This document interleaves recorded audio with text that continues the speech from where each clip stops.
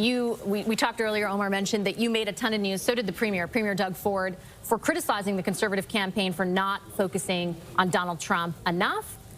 Is this outcome emblematic of that, in your view? I think that's part of it, but I think in many respects, as you reflect on this race, it was largely put in jeopardy before the campaign even began.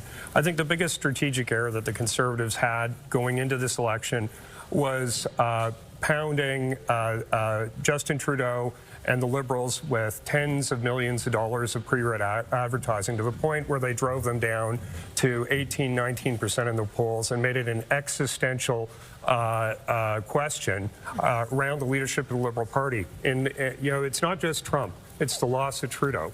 If you think of this election race as if Pierre Poilievre was fighting against Justin Trudeau, and you kept everything else the same, right, we'd be having a Conservative majority tonight, I believe. So I think it was a big strategic error.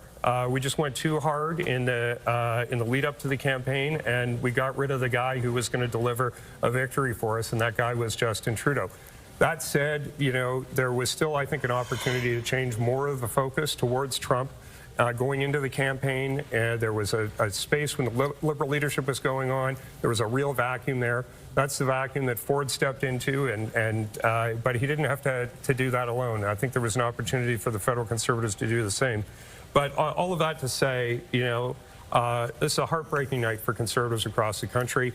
And I think there's going to be a lot of focus on what happens next, both inside the party, but also to see what Carney and the Liberals will do. Are they going to reach out to the West? Some of the things that Ronna brought up earlier, I think, are really poignant. There's going to be a need to build some bridges to parts of the country that really felt left out by this Liberal government over the last 10 years.